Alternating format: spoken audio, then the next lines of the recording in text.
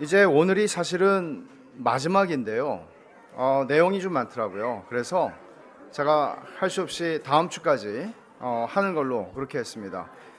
193문하고 194문으로 오늘 하고요. 다음 주에 195, 196을 하면 대우리문답 마치겠습니다. 주기도문을 지금 우리가 공부하고 있는데 193문을 잠깐 보겠습니다. 네 번째 강구에서 우리는 무엇을 위해 기도합니까? 우리 천천히 한번 요 답을 한번 읽어보죠. 네 번째 강구인 오늘 우리에게 일용할 양식을 주시옵고에서 우리는 우리가 아담 안에서와 우리 자신의 죄로 말미암아 이 세상의 모든 외적인 복을 누릴 권리를 박탈당했고 하나님께서 이 모든 복을 빼앗아 가시는 것이 마땅하고 우리가 그 복들을 사용할 때 우리에게 저주가 되는 것도 마땅하며 그 복들 자체가 우리를 살아가게 할 수 없고 우리가 그 복들을 받을 자격도 없으며 우리의 노력으로는 그 복들을 얻을 수 없고 오히려 그 복들을 부당하게 바라고 얻고 사용하려는 경향이 우리에게 있음을 인정하면서 우리와 다른 사람들 모두 날마다 정당한 수단들을 사용하여 하나님의 섭리 가운데서 그 응답을 기다리되 주시는 것은 하나님께서 거저 주시는 선물로 받고 하나님의 자애로운 지혜에 가장 알맞게 보이는 그 충분한 선물들을 누리기를, 그리고 그 선물들을 거룩하고 충분하게 사용하여 그것들이 계속해서 우리에게 복이 되고 우리가 그 선물들에 만족하게 되기를, 또 우리의 생계와 안락에 반대되는 모든 것에서 우리를 지켜주시기를 위해 기도합니다. 일용할 양식을 달라고 하는 이 간구는 사실 굉장히 많은 내용을, 다른 간구들도 그렇지만 많은 내용을 담고 있습니다. 이거는 우리가 살아가는 데 필요한 모든 것을 하나님께 기도하지 않고는, 그러니까 일용할 양식을, 오늘 필요한 양식을 주세요라고 기도하잖아요. 한 달치를 주십시오. 저는 한 달치 정도가 있어야 좀 마음이 편한 사람입니다. 그렇게 얘기를 하지 않고 일용할 양식을 달라고 하니까 이 기도는 매일 드려야 되는 기도죠. 하루도 하나님의 은혜 없이는 살 수 없다, 그 얘기하는 거거든요. 하루도 하나님의 은혜 없이는 살 수 없다. 우리 삶은 하나님이 돌봐주시는 것에 달려있다, 그 얘기를 하는 겁니다. 무엇을 인정해야 하나 하면 이 기도를 드릴 때 우리는 첫째는 아담 안에서와 우리의 죄로 인해 세상의 모든 외적 복을 누릴 권리를 박탈당했다는 사실. 에덴 동산에서 쫓겨났잖아요. 쫓겨났을 때 우리는 모든 좋은 것들을 빼앗긴 겁니다. 그럼에도 불구하고 하나님이 해와 비와 모든 공기와 이것들을 제공해 주시잖아요. 사실 이거는 권리가 있어서가 아니고 선물입니다. 선물이죠. 왜냐하면 아담에게 너 먹으면 죽는다 그랬잖아요. 근데 그 죽음이 사실 유예되는 거잖아요. 이런 의미에서 우리는 그 외적인 복을 누릴 권리를 다 잃어버렸어요. 근데 아담 안에서만 잃어버린 게 아니고 우리도 또 죄인이니까요. 죄를 짓기 때문에요. 그래서 그 모든 것들을 소위 외적 복이라고 얘기했는데요. 외적 복이라는 게 뭐겠어요? 의식주와 같은 것들이겠죠, 기본적으로. 그래서 여기 그 문장을 그대로 쓰면 그 복들을 사용할 때 우리에게 저주가 되는 것도 마땅하며, 그러니까 저는, 여러분 이 말을 이해하시겠습니까? 예를 들어 저는 참 옛날에 인도네시아 선교사로 있었을 때 그런 생각을 했어요. 그 당시에 선교사를 파송할 때 인도네시아 선교사 한 사람을 파송하는 비용이면, 아니 일본의 선교사 한 사람 파송하는 비용이면 인도네시아에 한 4가정은 파송할 수 있었을 거예요. 비용이 많이 들었다. 고비용이에요, 일본이. 근데 일본이 예수님을 잘 안 믿는, 전반적으로 안 믿지만 안 믿는데 잘 살잖아요. 그러니까 이건 정말 참 재앙이다, 그런 생각이 드는 거죠. 그러니까 어떤 사람들은 삶의 환경이 시편 73편에서 말한 것처럼 하나님을 경외하지 않지만 건강하고 또 사업도 잘 되고 재산도 증식되고 자식들도 굉장히 공부 잘하고 학위를 받고 취직 잘하고 이런 일들을 때로는 본단 말이에요, 세상에서. 근데 사실 그게 정말 복이기만 할까? 점점 자기에게 주어지는 그 편안함 때문에 하나님께 못 가는 거죠. 때로는 그 반대로 우리가 항상 그런 식으로만 생각하는 거는 별로라고 생각하지만 어떤 사람들은 굉장히 어려움을 겪는 가운데서 하나님을 만나잖아요. 절대로 하나님을 찾지 않을 사람이 교만해서 어떤 인생의 어려운 순간을 겪었을 때 하나님을 찾거든요. 그러니까 말하자면 자신만만하게 내 힘으로 살아오던 사람이 자신만만한 걸로 해결될 수 없는 한계 상황을 만났을 때 하나님을 찾을 수 있잖아요. 그렇게 해서 하나님을 만나기도 하잖아요. 그러면 사실 그 사람이 당한 어려움 자체를 좋다고 할 수는 없지만 그걸 통해서 하나님을 만날 수 있었다면 그것은 정말 축복된 일 아니겠습니까? 그러니까 여기서는 그런 얘기를 하는 거죠. 그 복들을 사용할 때 우리에게 저주가 되는 것도 마땅하며, 그리고 인간의 행복 추구권이라는 게 있잖아요. 하나님이 그렇게 만드셨기 때문에 있는 거지 헌법에서 보장했기 때문에 있는 게 아니고요.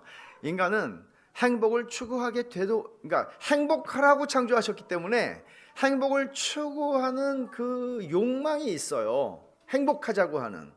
근데 하나님을 떠났으니 하나님에게서 그 행복의 조건을 발견해야 하는데, 하나님을 떠났으니 하나님 말고 다른 것에서 행복을 찾는 거예요. 채워줄 수 없는 것이죠. 그래서 인간의 행복 추구권이라고 하는 것을 성경은 부정하지 않아요. 보통 일반적인 헌법이나 이런 데서 얘기하는.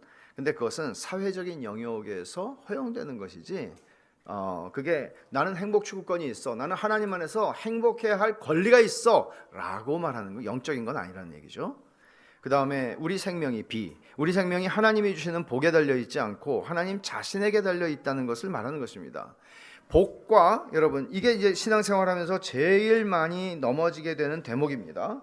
복과 하나님을 분리시키는 것은 가장 많이 행해지는 잘못입니다. 그러니까 하나님, 저는 돈이 필요합니다. 하나님, 저는 복을 주십시오. 하나님 주십시오. 근데 하나님 자신을 우리는 구하지 않습니다. 그러니까 여러분, 제일 얄미운 사람이 뭐예요? 선물을 줬는데 선물 가지고 막 좋아가지고 난리가 나는데 그 다음에는 나를 본 척도만 선물 가지고, 애기들이 그러잖아요. 철없는 애들이. 선물과 선물을 주는 사람을 분리시키면 안 돼요. 그러니까 우리가 하나님이 주시는 복은 다 원하면서 하나님 자신은 불편하니까 원하지 않는, 그게 이제 우리 신앙생활에서 가장 많이 행해지는 잘못입니다. 심지어 그것이 구원이고 영적인 축복들이라 할지라도 마찬가지입니다. 그래서 천국은 우리가 눈물이 없고 근심이 없고 고통이 없고 죽음이 없고 이런 것으로만 나는 천국을 사모합니다라고 얘기하지만, 사실 천국은 내가 그런 것들이 없어서가 아니고 주님이 계시기 때문에 천국인 거죠. 그러니까 주님을 사랑하지 않는 사람은 주를 사랑하지 않는 자는 저주를 받을지어다. 깜짝 놀라는 표현이죠. 주님을 사랑하지 않는 자는 저주를 받으라고? 무슨 이런 센 말이 있어. 근데 주님을 사랑하지 않는 사람이 천국에 가면 주님이 거기 계시기 때문에 지옥인 거죠. 아시겠어요? 모든 것이 다 있어도 주님이 거기 계시기 때문에 지옥인 거죠. 내가 사랑하지 않는 그 존재가, 너무나 완전한 존재가, 내가 사랑하지 않는 존재가 거기 있으면 지옥인 거죠. 그런 얘기를 하는 것입니다. 그래서 신명기 8장 3절을 보시면 이런 말씀이 있어요. 신명기 8장은 이스라엘 백성이 그 광야 생활 40년 차에 모세를 통해서 하나님이 지난 40년 동안을 회고하게 하시면서 주시는 말씀인데요. 신명기 8장 3절을 제가 읽습니다. 너를 낮추시며 너를 줄이게 하시며 또 너도 알지 못하며 내 조상들을 알지 못하던 만나를 네게 먹이신 것은 사람이 떡으로만 사는 것이 아니고 여호와의 입에서 나오는 모든 말씀으로 사는 줄을 내가 알게 하려 하심이라. 그러니까 사람이 떡으로만 산다고 생각하죠, 우리는. 근데 떡으로만 사는 게 아니고, 인간은, 강아지는 떡으로만 살아요. 그러나 인간은 하나님의 말씀을 먹고 살아야 되는 영적인 존재라는 것을 말씀하고 있는 겁니다. 우리는 하나님 자신에게 달려있는 존재다. 그리고 C, 복을 받을 자격이 없으므로 모든 복은 과분한 겁니다. 모든 건 다 과분한 겁니다. 그러니까 우리는 거꾸로 생각하죠. 아니 왜 나한텐 이런 게 안 주어지는 거야, 이렇게 생각하잖아요. 권리라고 생각하잖아요, 기본적으로. 근데 우리에게 주어지는 모든 건 다 과분한 겁니다. 성경에서 범사에 감사하라는 말을 순종하기 위해서 말이 씨가 된다, 그런 성경 말씀 아니에요, 그거. 나쁜 쪽으로 쓰이기도 하지만 어떤 경우는 자꾸 좋은 말을 하면 그게 이제 네 삶에서 열매를 맺는다, 그렇게 얘기하잖아요. 심리적으로 그럴 수 있어요. 그러나 범사에 감사라는 거는 그냥 감사를 그냥 입버릇처럼 그냥 하라는 얘기가 아니라 어떤 인식을 해야 감사가 되는 거 아니에요. 그러면 하나님이 내게 주시는 삶의 자리가 이 사람하고 비교해 보면 나는 왜 이래? 이럴 수 있는 게 너무나 많잖아요. 비교하면 끝이 없잖아요. 근데 성경에서 자족함이 유익이라고 얘기하잖아요. 자족함이라는 거는 신앙의 잣대거든요. 그러니까 되게 성경도 열심히 읽고 굉장히 기도도 많이 하고 교회도 열심히 봉사하고 그러는데 자족함이 없어요. 그러면 그게 신앙이에요. 그 사람의. 그게 그 사람의 신앙이에요. 자족함. 자족함이 우리 신앙의 잣대예요. 그래서 여기서 지금 그런 얘기들을 하고 있는 것이죠. 모든 게 다 과분해요. 그럼에도 불구하고 일반 은혜를 주시죠. 믿지 않는 사람에게는 하나님이 비를 덜 주시고 믿는 사람에게는 햇빛을 더 주시고 그렇지 않습니까? 동일합니다. 우리 노력으로 그 복들을 얻을 수 없습니다. 신명기 8장 17절을 보면 이렇게 경고하세요. 그러나 네가 마음에 이르기를 내 능력과 내 손의 힘으로 내가 이 재물을 얻었다 말할 것이라. 네 하나님 여호와를 기억하라. 그가 네게 재물 얻을 능력을 주셨음이라. 이같이 하심은 네 조상들에게 맹세하신 언약을 오늘과 같이 이루리 하심이라. 우리 생각하기를 야 내가 똑똑해서 여기 취직했고 내가 잘나서 내가 이만한 연봉을 받는 거야. 내가 이러이러해서 이만한 집을 샀어. 내가 이러니까 나는 이럴 권리가 있어 라고 말할 수 있지만 주님은 뭐라고 말씀하세요? 재물 얻을 능력을 하나님이 너한테 주신 거야. 그러니까 네 능력이 아니고 내가 원하면 한순간이라도 예를 들어 생각해 보세요. 머리가 너무 좋아요. 머리 너무 좋은 게 이해가 안 가시죠? 그런 사람들이 있을 수 있다고 가정하고 하는 얘기예요. 너무 좋은데 잠깐 이렇게 어디 부딪혔어요. 근데 다 없어졌어요. 그럼 그게 얼마나 허무한 거예요, 여러분. 손재주가 너무 좋아요. 근데 어찌 하다가 손가락 하나가 잘려나갔어요. 그럼 얼마나 허무한 거예요. 우리는 다 내 몸뚱아리 내 거고 내 머리도 내 거고 내 생각도 내 거고 내 지능도 내 거고 다 그렇게 생각하지만 하나님이 그냥 조금만 건드리면 우리 아무것도 아닌 존재거든요. 그래서 지킬 수 엘리엇이 한 말이 있잖아요. 짐 엘리엇 엘이 하나 같은데요? 아니 두 개인가? 근데 엘리엇이 한 말 정말 유명한 말 이거 써드릴게요.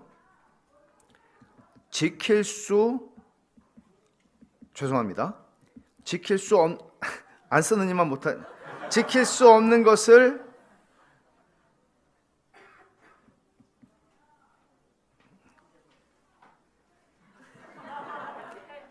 다시 잃어버릴 수 없는 것을 아세요? 이거? 들어보셨죠? 얻기 위하여 지킬 수 없는 것을 버리는 자는 뭐다? 바보가 아니다. 이게 잃어버릴 수 없는 거는 뭔가 하면 what he cannot lose라고 그랬는데요. 잃어버릴 수 없는 거는 예수 그리스도예요. 복음이에요. 잃어버릴 수 없죠. 잃어버려서도 안 되죠. 근데 그것을 얻기 위해서 지킬 수 없는 것. 지킬 수 없는 건 뭐예요? 여러분이 지킬 수 있는 게 뭐가 있나 한번 생각해 보세요. 여러분이 지킬 수 있는 게 뭐가 있어요? 없어요.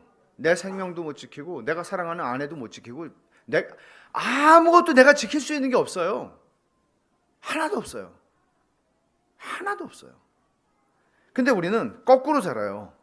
지킬 수 없는 것을 얻기 위해서 잃어버릴 수 없는 것, 잃어버리면 절대 안 되는 거를 다 버리고 살아요. 인생을. 이 말을 했던 짐 엘리엇은 복음을 전하기 위해서 에콰도르에 가서 복음을 전하다가 그 당시에 아우카족이라고 하는 그 부족, 벌거벗은 부족이죠. 당시에 1956년에 그들에게 복음을 전하기 위해서 엘리엇을 포함한 5명이 경비행기를 타고 들어갔다가 전부 다 창에 찔려 죽었어요. 그 당시 그 엘리엇의 나이는 29살. 그리고 같이 갔던 사람들은 20대 후반, 30대 초반의 젊은 남편들이었습니다. 젊은 아빠들이었습니다. 그가 일기에 대학교 때 쓴 일기예요. 잃어버릴 수 없는 것을 얻기 위해 지킬 수 없는 것을 버리는 자는 바보가 아니다. 짐 엘리엇 그러면 이 말이 유명하죠. 근데 그렇죠. 정말 그렇죠.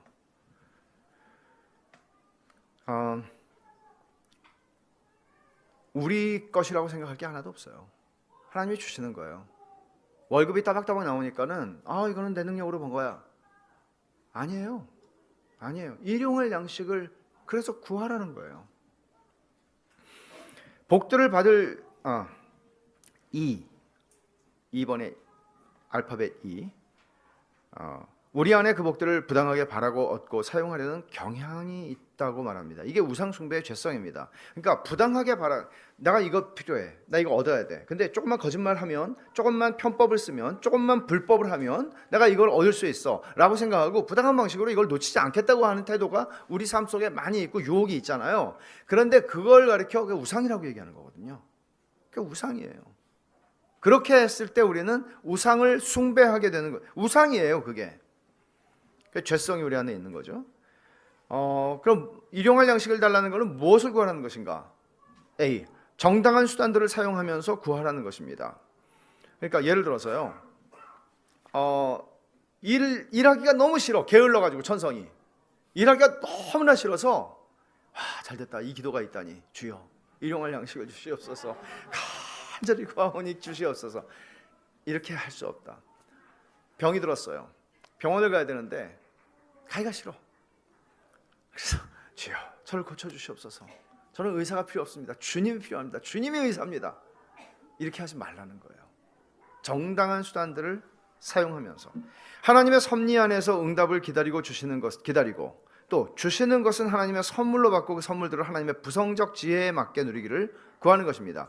그 섭리 안에서 응답을 기다리라는 말 대단히 중요한 말인데요. 빌립보서 4장 11절 말씀을 잠깐 보면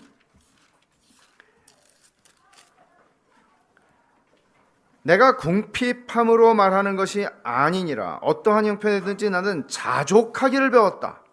나는 비천에 처할 줄도 알고 풍부에 처할 줄도 알아. 모든 일 곧 배부름과 배고픔과 풍부와 궁핍에도 처할 줄 아는 일체의 비결을 배웠노라 라고 말합니다. 그러면 하나님께서 때로는 주실 때가 있고 거두실 때가 있죠. 욥이 말한 것처럼 주신 분도 하나님, 거두시는 분도 하나님. 그런 태도는 왜 중요한가 하면 이게 하나님의 섭리 안에서 응답을 기다리는 태도이기 때문입니다. 우리는 우리의 때를 우리가 결정하지 않습니다. 나는 지금 이거를 얻어야 되는 때인데 왜 하나님이 안 주시지? 근데 때로는 하나님께서 몇 년 후에 주시기도 하십니다. 우리가 우리의 시간을 결정하지 않습니다. 그런 면에서 우리는 겸손하게 하나님의 섭리 안에서 하나님의 응답을 기다리고 주실 때에는 그것을 감사함으로 선물로 받습니다. 그러나 주시지 않을 때조차도 궁핍할 때, 배고플 때에도 우리는 그 속에서 아버지가 나를 미워하시나가 아니고 아버지가 나를 사랑하시기 때문에 내가 이해할 수 없는 아버지의 지혜 때문에 나에게 지금 잠시 이거를 안 주시고 계시구나라고 판단하는 게 맞다는 거죠. 일용할 양식을 달라고 그랬는데 왜 나한테 안 주시지? 나한테 화가 나셨나? 가 아니라는 것입니다. 섭리와 하나님의 지혜를 생각하며 선물을 누릴 것을 권면하는 얘기입니다. 그리고 선물들을 거룩하고 편리하게 사용하는 건데요. 이면에서 때로는 어떤 사람들은 약할 수도 있습니다. 어떤 사람들이라고 제가 했는데 여러분 풍부에 처하고 배부름에 처하는 거 바울이 여기서 얘기할 때 배부름과 풍부에 처하는 거 그것만 있으면 얼마나 좋겠습니까만은 그렇진 않잖아요. 근데 그런 배부름과 풍부에 처하게 할 때 조심하라는 거잖아요. 그걸 과분한 것으로 여기라는 거예요. 마땅하다고 권리라고 여기지 말래요. 그러면 왜 그럴까요? 우리를 위해서 그러는 거죠. 마땅하고 권리라고 느끼게 되면 그 다음부터는 아까 얘기한 그 바리새인 같은 자리에 가게 돼요. 익숙하고 마땅하고 당연하고 그 다음에 이제 조금만 뭐가 어긋나면 터져 나오는 거죠. 원망이 나오고 불평이 나오고. 근데 여기서 풍부에 처할 줄도 알아라고 얘기하는 것은 하나님이 여러분들에게 주실 때 감사함으로 그것을 누리는 것도 해당이 됩니다. 어떤 사람들은 나는 이 체질이 가난해서 하나님이 왜 이렇게 나한테 자꾸 이렇게 주시지? 그러면 절 주시면 돼요. 근데 제가 인도네시아 옛날에 이제 단기 선교 팀을 데리고 이렇게 인도네시아만 아니라 여기저기 많이 다녀봤는데 제가 마지막 날은 옛날에 한 30년 전 90년대에는 한국에 지금은 호텔도 많고 뭐 그렇지만 그때는 사실 호텔 간다는 게 별로 생각하지 못하던 그런 때인데요. 꼭 하루 아주 좋은 호텔은 아니지만 아주 깨끗하고 좀 괜찮은 호텔을 잡아서 하루를 마지막 쪽에 하룻밤을 묵어요. 제가 코스를 그렇게 짜요. 그러면 이제 마지막 날 막 어떤 사람들 막 항의하러 와요 저한테. 아니 여기 단기 선교를 왔는데 왜 호텔에 와 우리를 재우냐고. 사실 그 전날까지 아주 개고생을 시켰거든요 제가. 근데 마지막 날 좀 씻고 가자 이제 이런 차원에서 하는데 제가 그러거든요. 바울이 맨날 배고픈 게 아니고 때로는 배부를 때가 있었다고. 부에 처하는 것도 이것도 감사함으로 누리는 것도 선교 훈련에 들어간다. 선교 훈련이 아니고 우리 인생을 하나님이 그렇게 선하신 아버지께서 때로는 우리에게 좋은 것들을 주시잖아요. 근데 그것을 감사함으로 누리세요. 마땅하다고 느끼지 말고 일용할 양식을 주옵시고라는 말은 그런 것을 그런 태도로 살며 구하라는 것입니다. 세상에서 평안을 누리며 사는데 반대되는 모든 것으로 나를 지켜주세요라는 것이죠. 내 평안을 깨뜨리는 게 있죠. 실직 또는 질병 또는 원치 않는 어떤 사고 어떤 이런 것들이 있잖아요. 근데 우리는 일용할 양식을 달라고 하는 것은 단순히 밥만 먹게 해달라가 아니라 세상에서 우리의 평안을 깨뜨리는 모든 것들로부터 우리를 보호해 주세요 라는 기도예요. 193은 오늘 이것만 하면 됩니다. 다섯 번째 간구에서 우리는 무엇을 위해 기도합니까? 천천히 읽어보죠. 다섯 번째 간구인 우리가 우리에게 죄 지은 자를 사하여 준 것 같이 우리 죄를 사하여 주옵시고에서 우리는 우리와 다른 모든 사람이 원죄와 본죄를 지어 하나님의 공의에 빚진 자가 되었으며 우리나 다른 어떤 피조물도 그 빚을 조금 더 갚을 수 없다는 것을 인정하면서 하나님께서 값없이 주시는 은혜로 말미암아 믿음으로 깨닫게 되고 적용되는 그리스도의 손종과 속죄를 통해 우리와 다른 사람들이 죄책과 죄의 형벌에서 사면받게 해주시기를 하나님께서 사랑하시는 자 그리스도 안에서 우리를 받아주시기를 위해 기도합니다. 그리고 우리에게 계속해서 총애와 은혜를 베풀어 주시며 우리가 매일 짓는 죄를 용서해 주시고 죄사함에 대한 확신을 날마다 더해 주셔서 우리를 평강과 기쁨으로 충만하게 해주시기를 위해 기도합니다. 이 죄사함에 대한 확신은 우리가 다른 사람들의 죄를 마음으로부터 용서한다는 증거가 우리 안에 있을 때 더 담대하게 구할 수 있으며 용기를 내어 기대하게 됩니다. 죄를 무겁게 인식해야 합니다. 이 죄의 문제를 주님이 다루셨어요. 6개의 간구밖에 없는데 그 중에 5번째가 우리에게 죄 지은 사람을 내가 용서해 주었습니다. 근데 아버지께서 우리의 죄를 용서해 주십시오라고 하는 죄의 문제를 다루고 있는데 이거 되게 중요하죠. 여러분들이 기도하실 때 기도에서 과연 회개가 있는가는 너무나 중요한 문제거든요. 이게 회개잖아요. 이거는 죄를 무겁게 인식하는데 죄는 하나님의 심판하고 직결되는 것이기 때문에 무섭고 죄인은 위로와 긍휼의 대상이 아니라 심판의 대상이기 때문에 죄를 무겁게 대해야 합니다. 첫째, 죄는 요즘에 사람들이 많이 얘기하는 것과 달리 죄는 상처가 아닙니다. 지금은 전부 내적 치유라든지 어떤 이런 관점에서 접근을 하면서 당신의 죄, 우리의 죄성이라는 게 있잖아요. 그것을 우리는 상처라는 접근을 너무나 많이 하는 거죠. 그러면 죄는 회개를 해야 되는데 하나님 앞에 치유를 받아야 되는 상처가 되는 것이고 또 이 상처를 그 사람이 나에게 이 상처를 주도록 하나님이 허용하셨으니까 하나님도 나한테 잘못했다고 해야 되는 거예요. 그렇게 생각을 해요. 심각한 문제죠. 죄를 인정하지 않는 것입니다. 물론 기본적으로 이 세상의 심리학이나 또는 어떤 이런 학문들이 기본적으로 인간의 죄성을 인정하는 데서 출발하지 않기 때문에 계몽주의의 영향을 받아서 흘러온 학문의 영역에서는 하나님과 어떤 죄성 이런 것들을 인정하지 않습니다. 그렇기 때문에 거기서 그렇게 얘기하죠. 그러나 죄는 상처가 아니라 회개해야 할 문제입니다. 두 번째로 죄는 죄를 이 헬란 말을 그대로 번역하면요, 내가 나에게 빚진 자를 빚을 탕감하여 준 것처럼 아버지도 내가 아버지께 진 빚을 탕감해 주세요라는 기도예요. 이게 빚이라고 하는 말로 이 단어를 번역할 수 있는 단어를 썼어요. 왜 그럴까요? 우리는 하나님께 부채를 진 존재라는 것이에요. 여기 여러분 읽어보시면 여기에 이런 말을 썼어요. 둘째 줄을 우리는 우리와 다른 모든 사람이 원죄와 번죄를 지어 하나님의 공의에 빚진 자가 되었으며, 그러니까 하나님의 공의에 빚진 자가 되었다는 것은 하나님의 공의 앞에서 우리의 죄는 어떤 결과를 만들어야 하나 하면은 영원한 형벌입니다.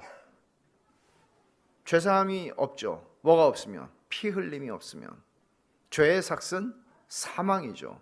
그러니까 하나님의 공의에 대해서 우리가 죽어야 되는데 우리가 안 죽었잖아요. 그러므로 우리는 하나님에게 빚진 자가 되는 것이죠. 갚아야 되는 빚이 있는 것이죠. 하나님의 공의에 대해서. C. 죄는 죄책과 오염, 더러움, 속박과 비참함을 가져옵니다. 하나님의 정죄와 심판을 초래합니다. 심각한 문제죠. 여러분, 이 두 가지만 보더라도 죄책이라는 문제, 그리고 오염이라는 문제, 여기서 어떻게 벗어날 수 있어요? 죄책은 뭐예요? 죄에 대한 책임을 지는 거예요. 벌을 받는 거예요.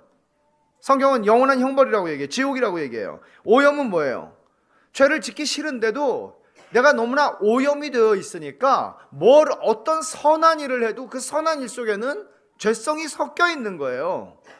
순전한 게 없어요, 인간에게. 이 딜레마죠. 엄청난 딜레마죠. 내가 누구를 사랑해서 선을 베풀어 주는데도 그 깊은 동기 속엔 이기적인 동기가 있단 말이에요. 그래서 하다가 야, 저 사람 배은망덕하네. 뭘 반응이 없어. 나한테 뭔가 고맙다고 하고 뭔가 와서 뭘 이렇게 생각을 한단 말이에요. 그렇게 의식적으로 하지 않아도 그런 게 인간에게는 있다는 거죠. 그리고 죄책감과 죄책을 구분하는 문제도 이 죄와 관련해서 대단히 중요합니다.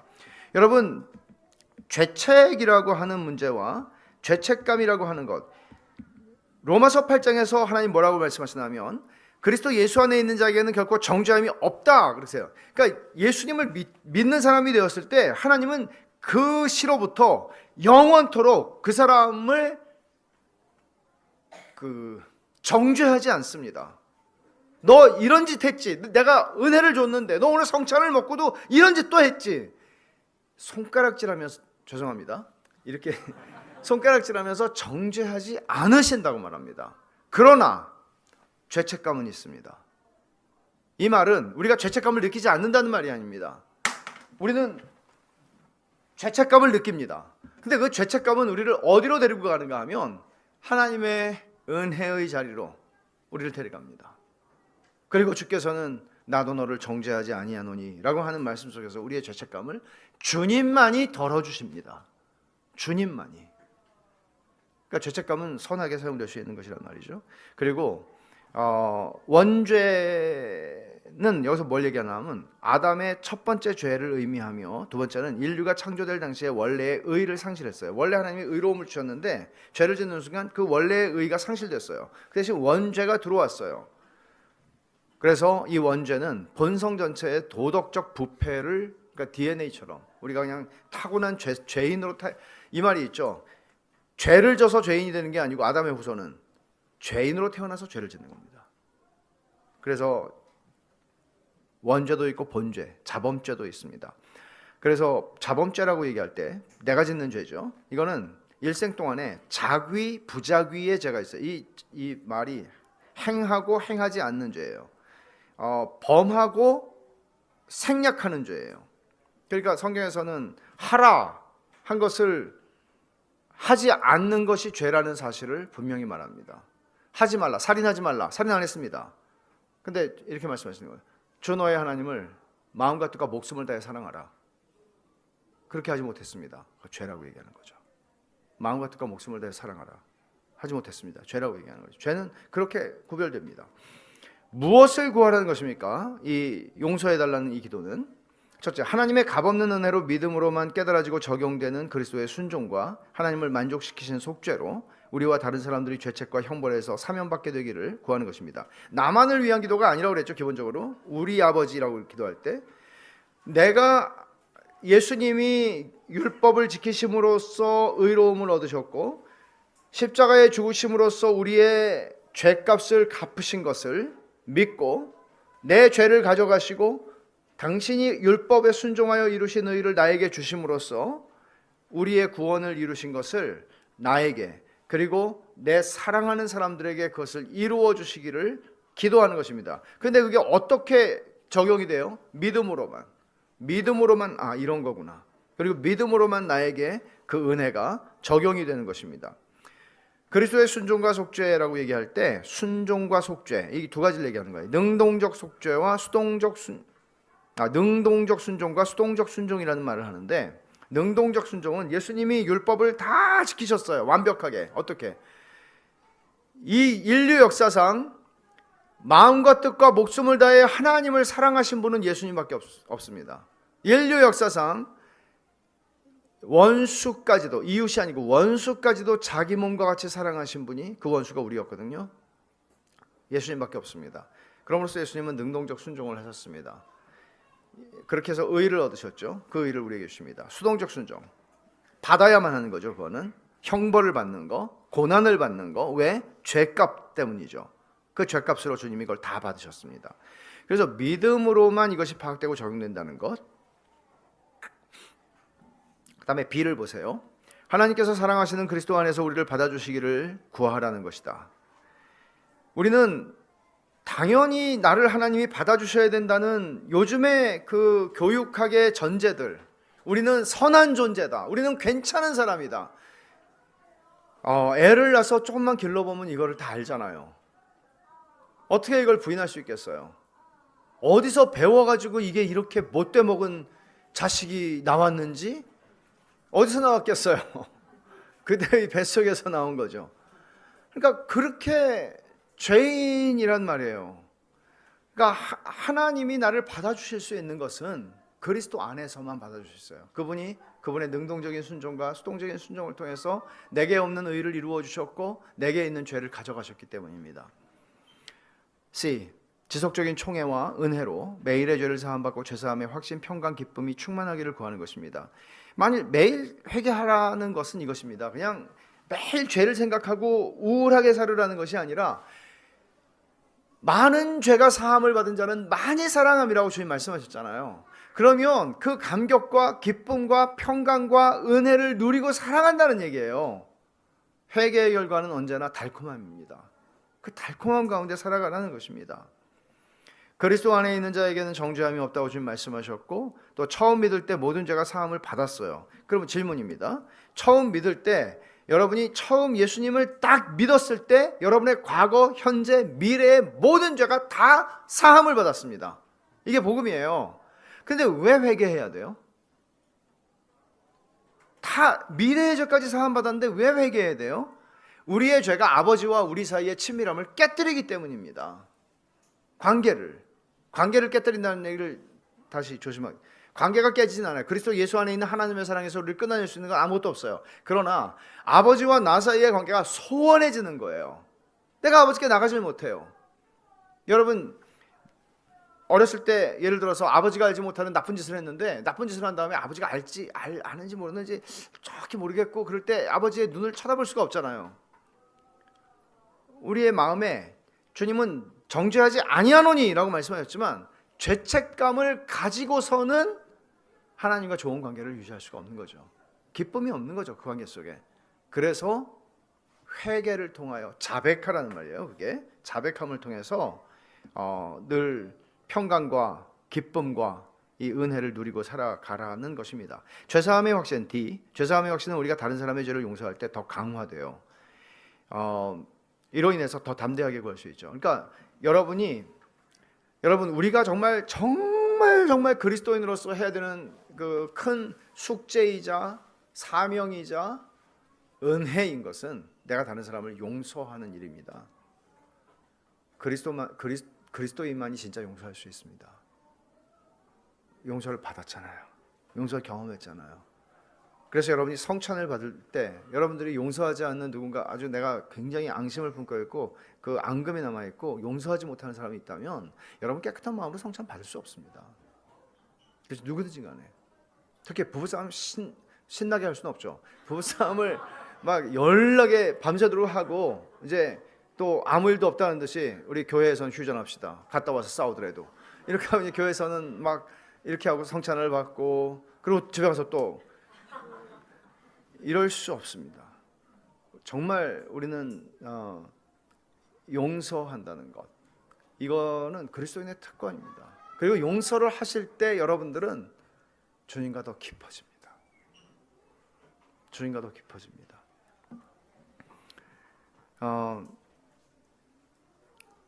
뒤에 1번, 하나님의 은혜로 용서를 경험하지 못하면 은혜가 아니면 진정으로 형제와 이웃을 용서할 수 없다. 2. 형제를 용서하지 않는 사람은 사망에 거한다. 이거 되게 요한일서의 강조점이잖아요. 너희가 형제를 사랑하여 사망에서 생명으로 옮겼나니, 그렇게 얘기하잖아요. 그러면 우리가 믿음으로 의롭다함을 받은 게 아니고 사랑으로 의롭다함을 받았나? 그렇게 오해하게 만들잖아요. 근데 이 말은 너희가 참으로 의롭다함을 받은 사람이면 용서하는 사람이고 사랑하는 사람이다. 그게 너희가 의롭다함을 받은 사람인 것을 증명하는 표야! 라고 얘기하는 거예요. 이게 그리스도인이에요. 그래서 그리스도인의 삶은 굉장히 파워풀해요. 영향을 주는 거죠. 용서는 신자의 의무이자 하나님의 은혜의 열매이며 증거입니다. 칼빈이 기독교 강요 3권 20장 45절에 이런 말 합니다. 만일 우리 마음에 분노의 감정을 그대로 갖고 있고 안 갚음을 하고 상대방에게 해끼칠 계략을 생각하고 있으며, 그리고 심지어 우리의 모든 호의를 다하여 상대방에게 선한 은혜를 끼치도록 애를 쓰고 있지 않는 상태에서 이 기도를 드린다면 이는 곧 하나님께서 우리 죄를 용서하지 말아 주십시오 라고 구하는 것이 되는 것이다. 왜냐하면 우리가 다른 사람에게 행하는 것처럼 하나님께서 우리에게 행해 주시기를 구하는 것이기 때문이다. 되게 무서운 얘기잖아요. 그러니까 여러분, 주기도문을 가지고 그대로 기도할 수 있고 또는 이 내용을 가지고 기도할 수 있다 그랬는데, 결혼을 했을 때 현식이하고 스하고 이제 결혼을 해서 매일 이 기도를 하면 안 싸우진 않아요. 싸우는데 이 기도를 하면 용서를 해주게 돼요. 잘해라. 자, 적용하겠습니다. 매일의 삶에서 하나님을 의지하는 것을 가르칩니다. 매일의 삶에서 의지하라는 거예요. 주님이 없이는 내가 못 삽니다. 매일. 물질적인 번영 혹은 세상적인 축복을 기도할 수 있습니까? 기도할 수 있습니다. 기도할 수 있습니다. 그런데 그것을 주시는 게 하나님의 뜻이라면 하고 구해야 해요. 그러지 않으면 이게 저주가 될 수 있다니까요.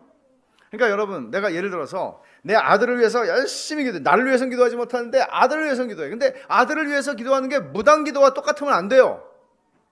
무당 어떻게 기도해?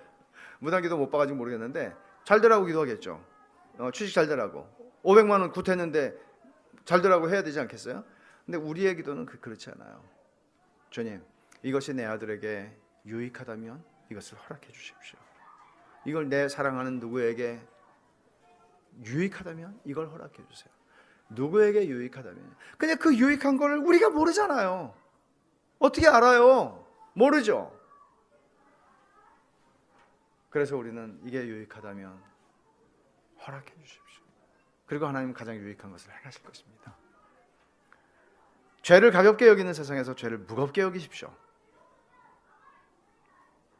여러분이 죄를 가볍게 여긴다는 증거가 뭔지 아십니까? 날마다의 기도에서 회개가 없다는 것이죠. 죄를 가볍게 여기고 살아가고 있다는 것을 증거하는 것입니다. 그러면 기쁨이 없죠. 감사도 없죠. 감격도 없죠.